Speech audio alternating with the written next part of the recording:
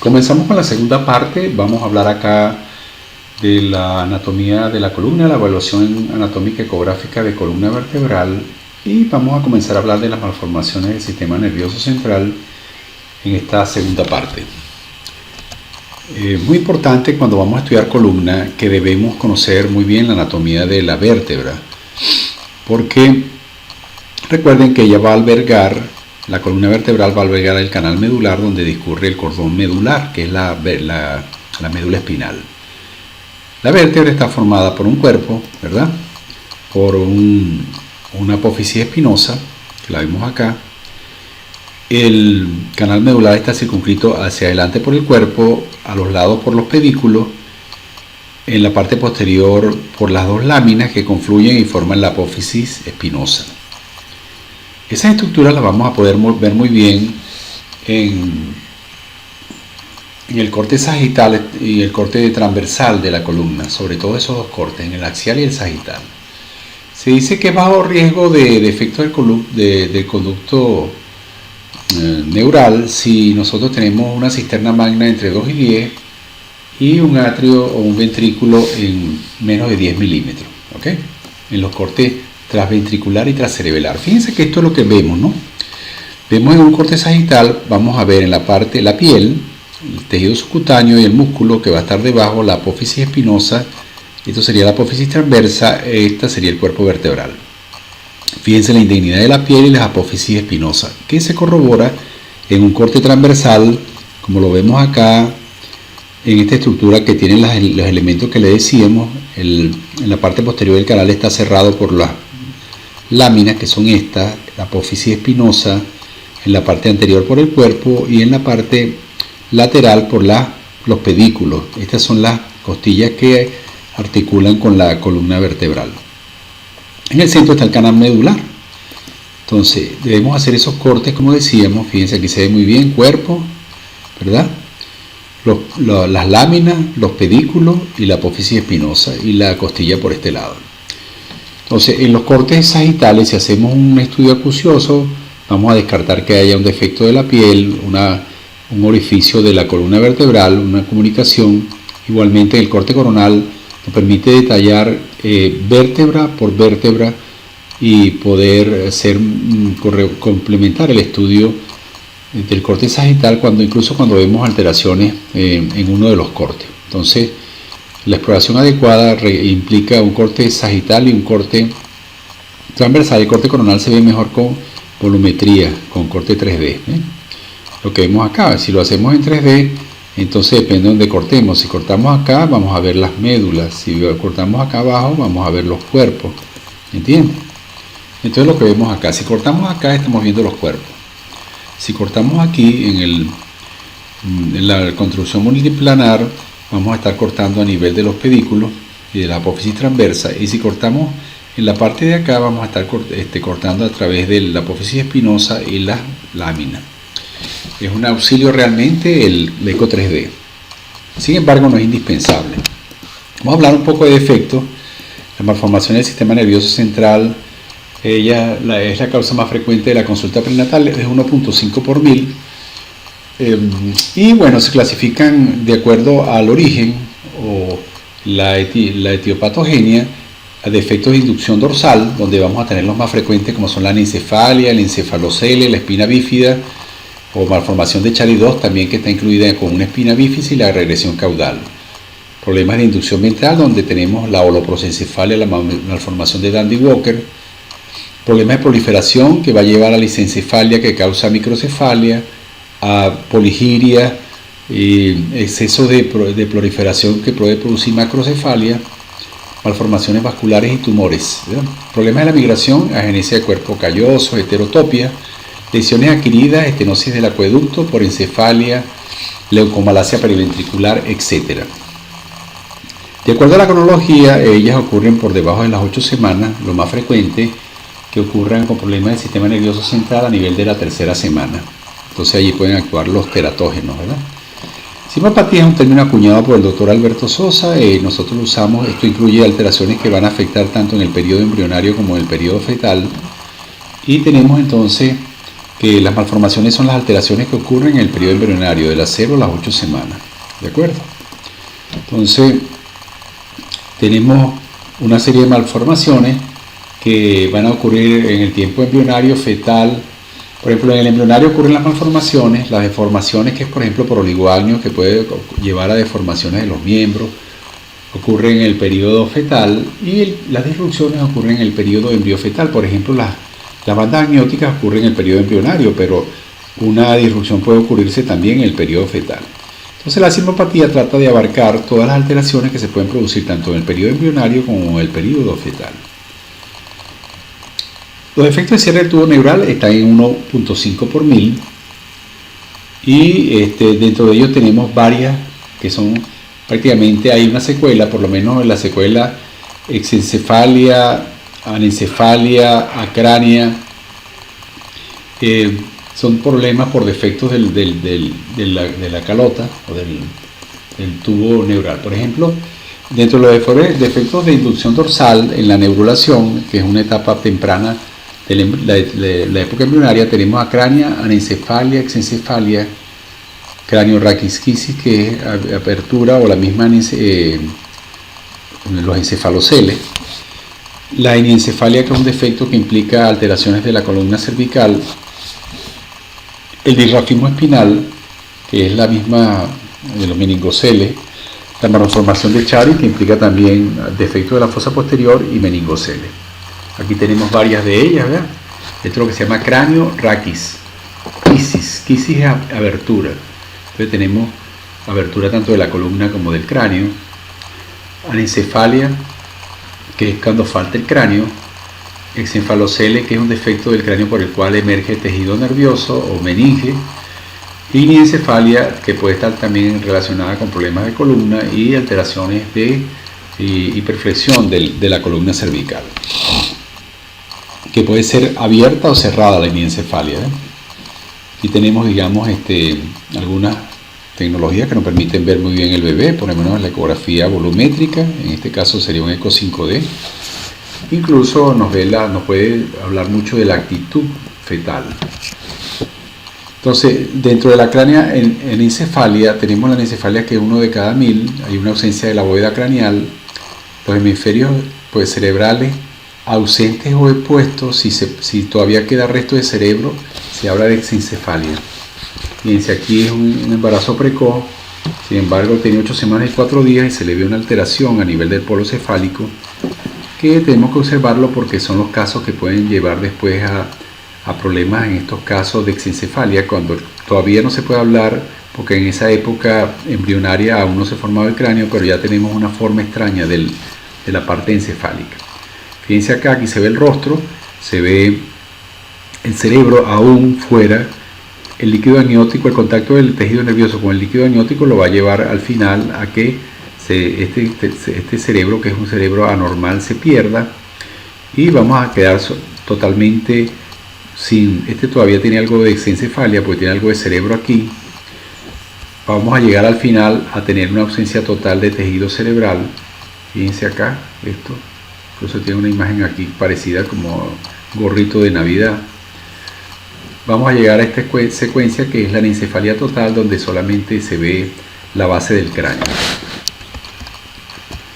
El encefalocele es un defecto que el tejido nervioso va a emerger por un defecto de cierre de la parte ósea. Y es una herniación de estructuras intracraneales a través de un defecto craneal. Puede contener solo meninge, entonces en ese caso sería un meningocele craneal, o tejido cerebral, entonces tendríamos un encefalocele.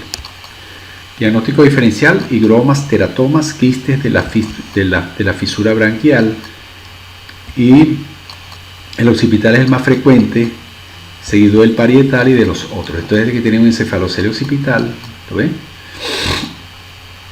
Donde se ve que está saliendo en este caso un meningocele cerebral, donde solamente sale el líquido cefalorraquídeo cubierto por piel.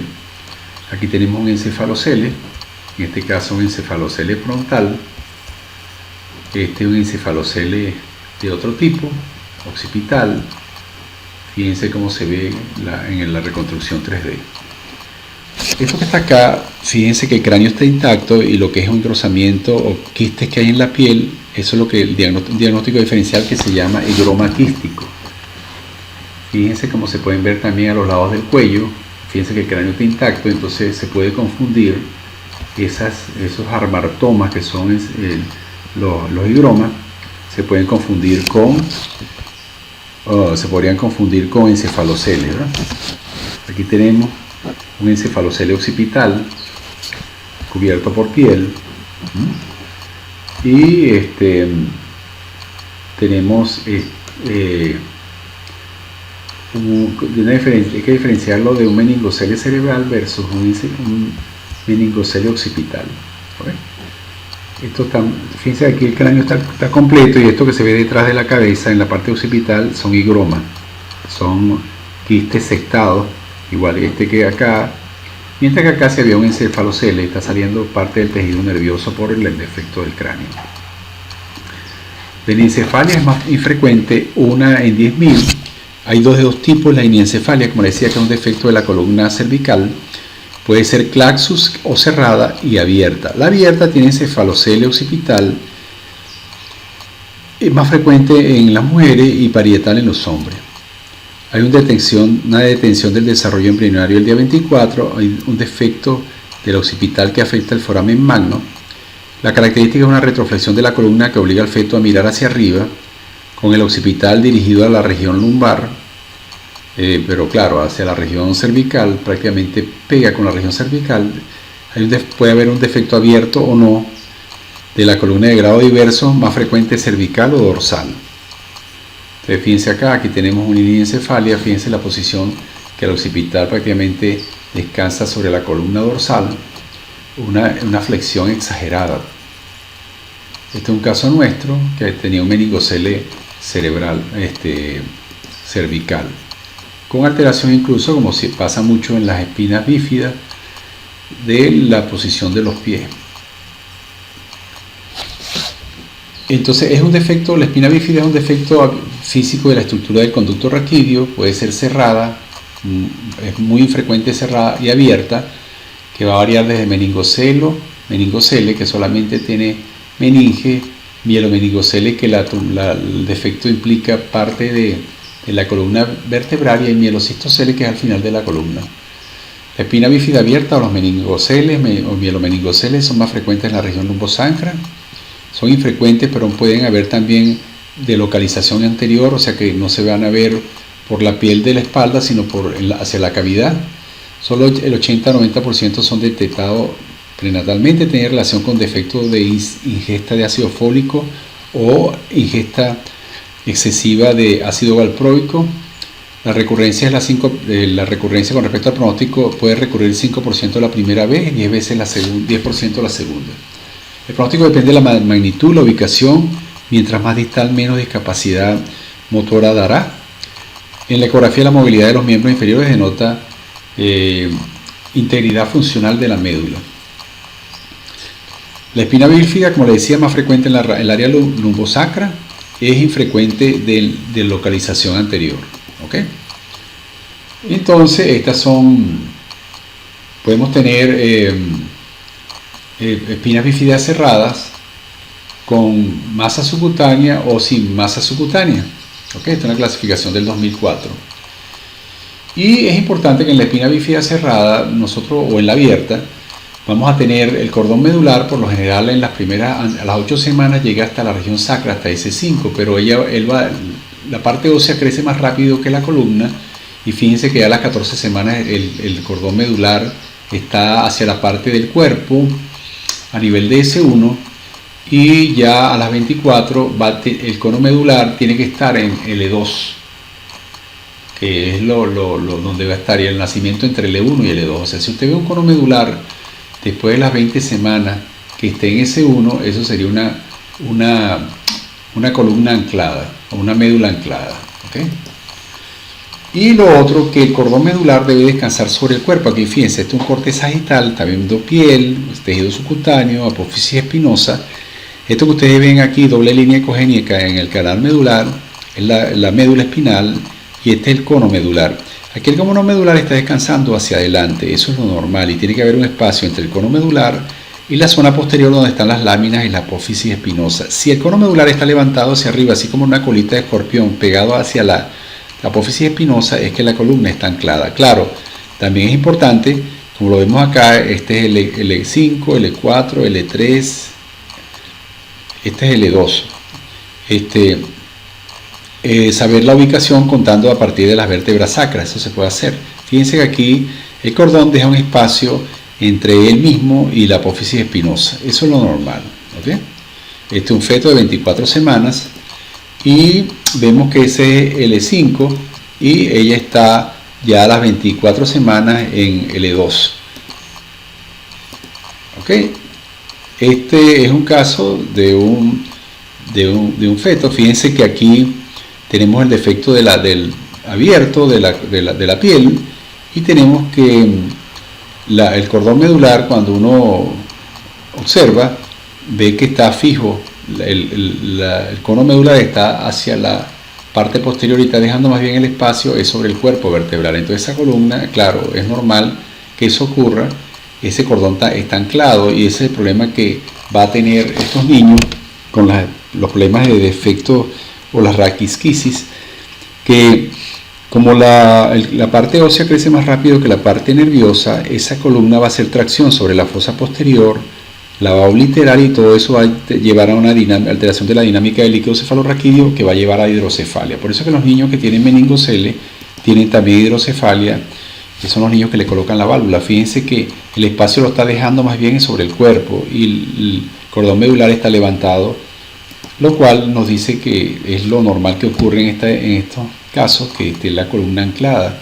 También hay casos de espina bífida cerrada, que la columna está anclada y por eso hay niños que no se le ve el meningocele, tienen espina bífida cerrada, pero sí van a tener algunos síntomas del problema, como son los problemas motores, pueden tener dolores de columna, pueden tener hidrocefalia y pueden tener también problemas motores para orinar, para caminar, debilidad muscular. Entonces, fíjense la diferencia. En la normal, el espacio deja un espacio de líquido cefalorraquídeo entre el cordón medular o el cono medular y la apófisis espinosa.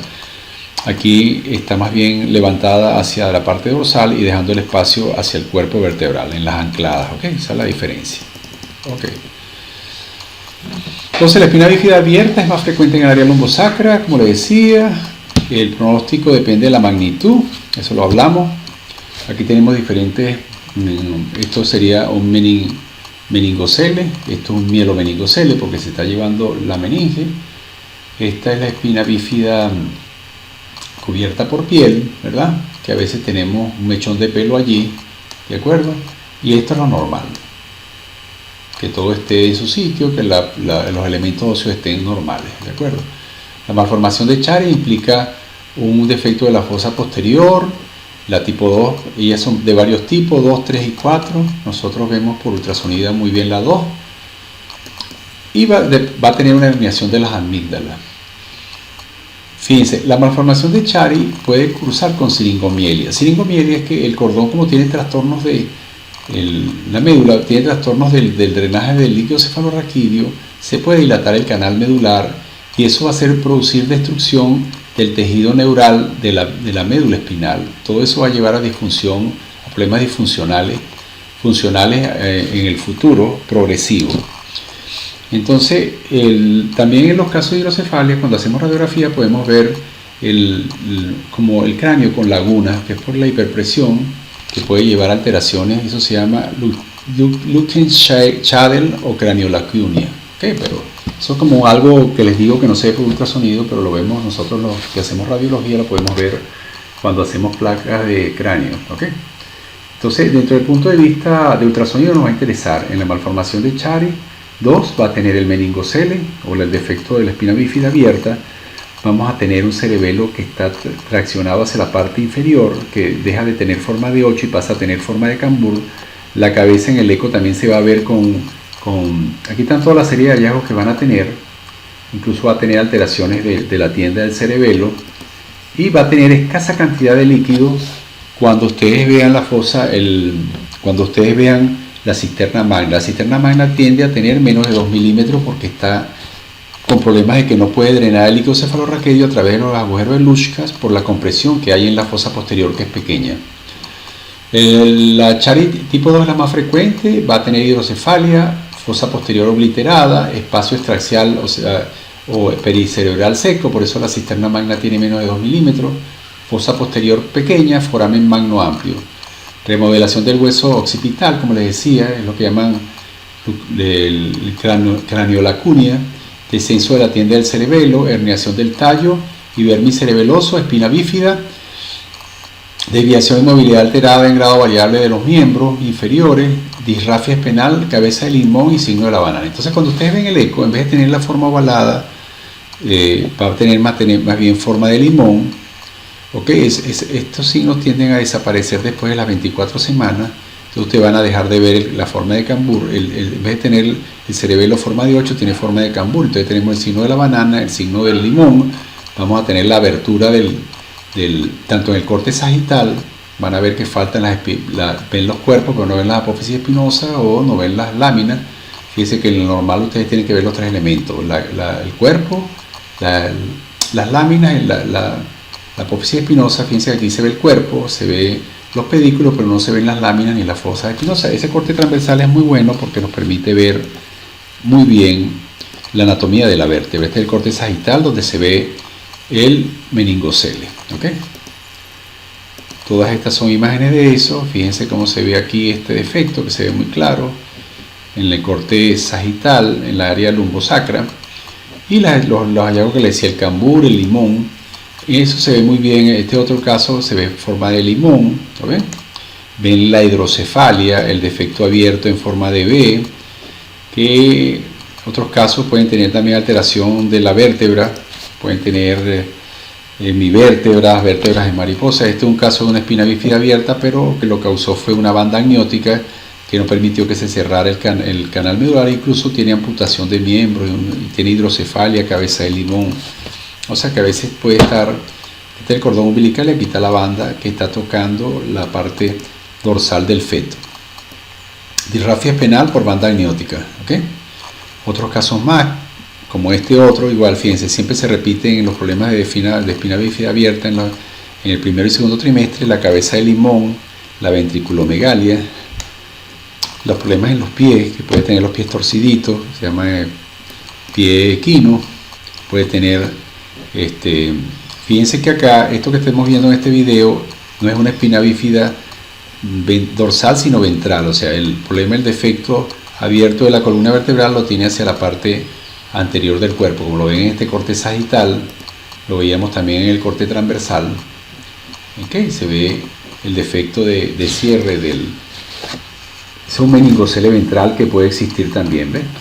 Este es el video donde se ve el meningocele ventral, ¿de acuerdo? Y entonces la espina bífida oculta también puede existir. Defecto físico de la estructura del conducto, falta de función de los arcos en el plano medio, más frecuentes en el área lumbosacra. ¿Okay?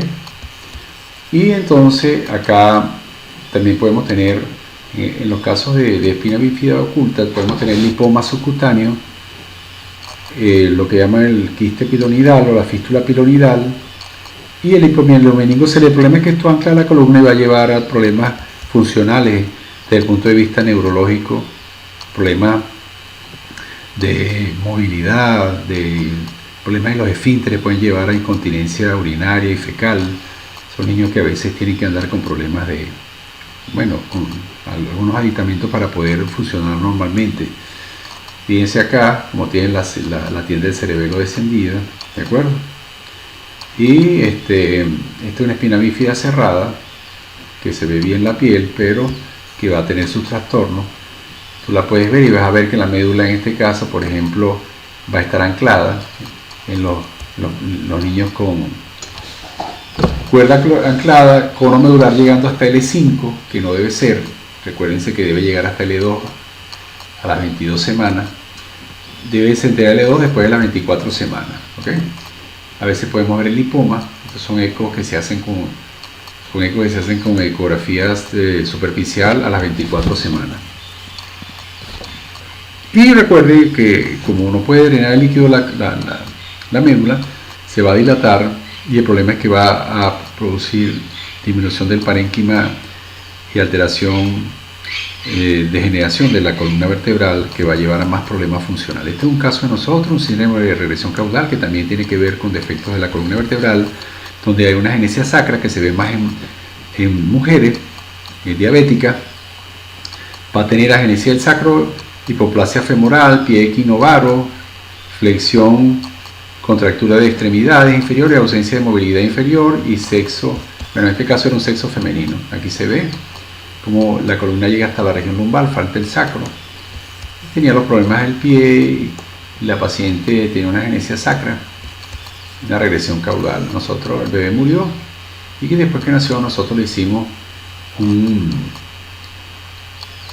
su autopsia, le hicimos su eco tanatológico, preautopsia, y luego le hacemos una sección donde se demostramos que había una ausencia del sacro en el estudio histológico que le hicimos.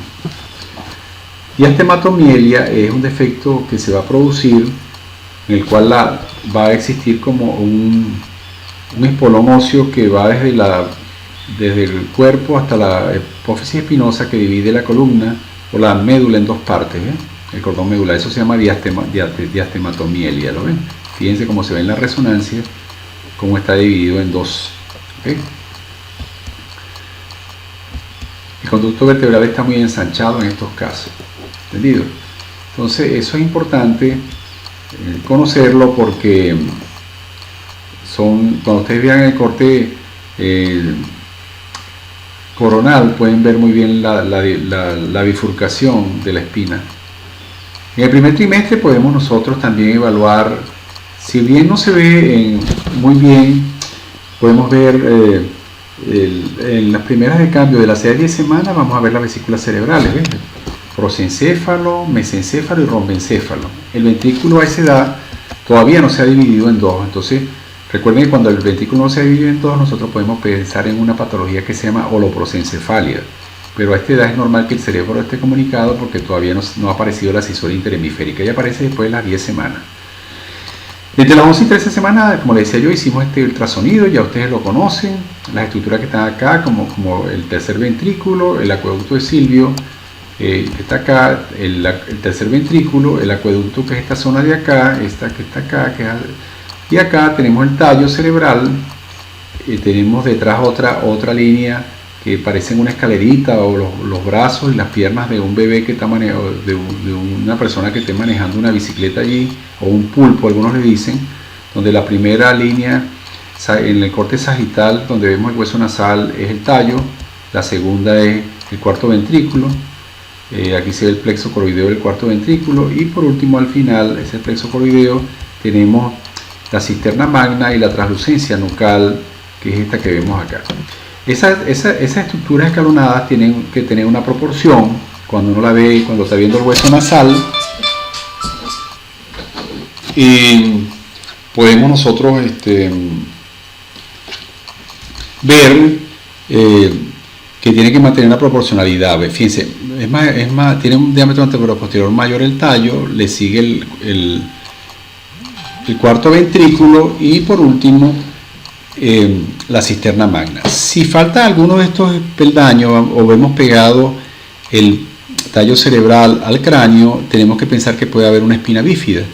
Si faltan estos dos escalones y hay un gran espacio quístico, podemos pensar que vamos a tener desarrollándose allí un problema de la fosa posterior que se llama Dandy Walker, que hay una agenesia del vermis cerebeloso, y vamos a tener ese problema en el posterior. Pero lo importante es la proporcionalidad de esas tres medidas, como lo veremos más adelante. Acá son los cortes que hacemos. Este es el primer corte, que sería como el transventricular del adulto, donde debemos ver una cisura interhemisférica. Esto se hace entre las 11 semanas y 13 semanas más 6 días. Debe estar dividido en dos, no deben estar comunicados. Se tiene que ver como una mariposa bien nutrida. ¿Okay? Hay un signo que se llama el signo de la mariposa, ¿de acuerdo? En el cual, si está como aplastada, o hay poco líquido en esta zona de acá, podemos pensar que puede haber un problema de de como lo vemos acá, ¿ven? Ella tiene que estar dividida. Estos son los cortes que uno hace: el corte transventricular, un corte que se hace a nivel de los pedúnculos cerebrales, donde está el que es más abajo, este que está acá, donde se ve el acueducto de Silvio. Si uno ve, esto es la misma cabeza, pero un corte, este corte es arriba, transventricular, el segundo es tras, a nivel de los pedúnculos, donde está el acueducto de Silvio. Fíjense que hay como una imagen de arco hipoecoico por detrás entre el cráneo y el pedúnculo y el mesencéfalo, que ese espacio quiere decir que hay el líquido. Si el pedúnculo contacta y no aparece este halo hipoecoico en forma arqueada entre el pedúnculo y el cráneo, podemos pensar que si esto contacta el hueso, ahí debemos que descartar de espina bífida, porque habría una disminución de líquido en ese espacio. Y por último, al final, un corte más abajo, vamos a ver las tres líneas, pero en un corte transversal: el tallo, el cuarto ventrículo y la cisterna magna. Esos cortes los vamos a ver y tenemos que familiarizarnos con ellos, como le decía yo aquí: el tallo, ¿verdad?, el cuarto ventrículo y la cisterna magna, que es lo que vemos acá. Pero entonces serían tres cortes muy parecidos como se ve en el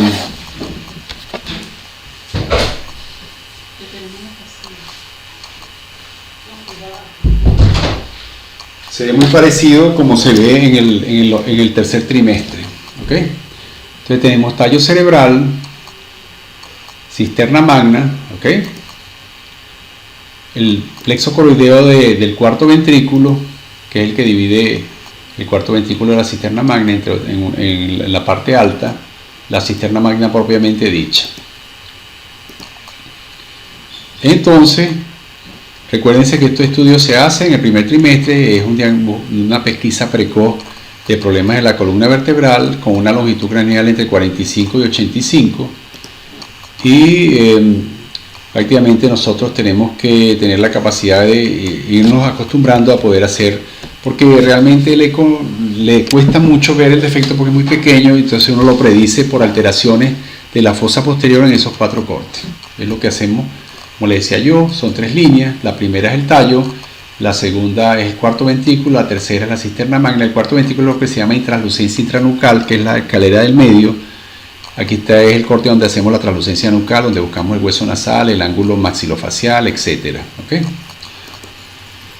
Y en eso se basaron los trabajos que hizo Chagüe en el 2009, donde ya lo hizo de una forma matemática, calculando una distancia, se llama el índice tallo occipital, tallo cerebral, o sea, la relación que hay entre el espesor del tallo y la distancia en la parte posterior del tallo hacia el cráneo. Este es el cráneo, la occipital. Si esa distancia debe ser siempre menor de 1, o sea que el espesor del tallo debe ser menor que la distancia que hay entre la pared posterior del tallo y el cráneo. Si esto se acerca acá, la distancia disminuye. A medida que disminuye, más sospecha debemos tener. Cuando es menor de 1, vamos a tener una sospecha de que debe haber un problema en la columna vertebral. ¿Okay? Hay índices para ello, fíjense que están haciendo, pero se puede hacer, como le decía yo, en corte transversal, esa evaluación, o en corte sagital. Inicialmente se evaluó en corte sagital, y ahora deberíamos hacer igual que siempre en cráneo. Un avanzado sería hacer los cortes sagitales y los cortes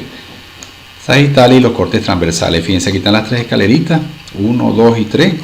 Y en la parte baja, recuerden que eran 4 cortes: uno que era transventricular, otro que era transpeduncular, donde se ve el espacio de INSEE que dividía en el corte transversal los pedúnculos del cráneo, del occipital, y esto que es más abajo, que le puede dibujar en cierta forma lo mismo que la escalera: el tallo, el cuarto ventrículo, translucencia intranucal, la cisterna magna. ¿Okay? Entonces, este es un caso nuestro: un embarazo de 14 semanas, tenía ausencia de hueso nasal, tenía una alteración del ángulo maxilofrontal, maxilofacial, que era mayor de 85 grados. Lo normal es que sea menos de 85 grados. Tenía un ductus venoso en reversa, tenía una placenta con vesícula, o sea, tenía una mola, tenía el carcino. Fíjense que aquí el pedúnculo cerebral no tiene la C, sino está pegando con el hueso occipital. se le veía muy bien el defecto de las meninges. Y entonces, claro, ya se le veía, se veía muy bien con la ecografía que tenemos, ecografía 5D, pero si no se veía, lo podíamos sospechar como se hace con esos marcadores tempranos que tenemos. Normalmente la mariposa tiene que verse así, fíjense como en este caso la tenía un poco espichadita. Y lo normal es que, fíjense, aquí está el tallo y aquí está el hueso occipital en este caso, y la distancia que hay entre el tallo y el hueso occipital es menor de 1. ¿Ok? Y lo normal es que se vea en esa forma, ¿de acuerdo? Entonces, claro, este efecto tenía marcadores como para pensar que tuviese una cromosomopatía. Además de eso, en la evaluación del corazón había una comunicación interventricular que más hacía sugerir un problema cromosómico. Entonces, fíjense cómo tenía lo normal del transventricular en esta edad es esta forma, no esta. Y claro, cuando uno veía un corte por lo menos transversal, veía que había un defecto abierto aquí, en el corte transversal de la vértebra. Bueno, muchas gracias. Con esta parte terminamos la segunda. Te agradecemos y faltaría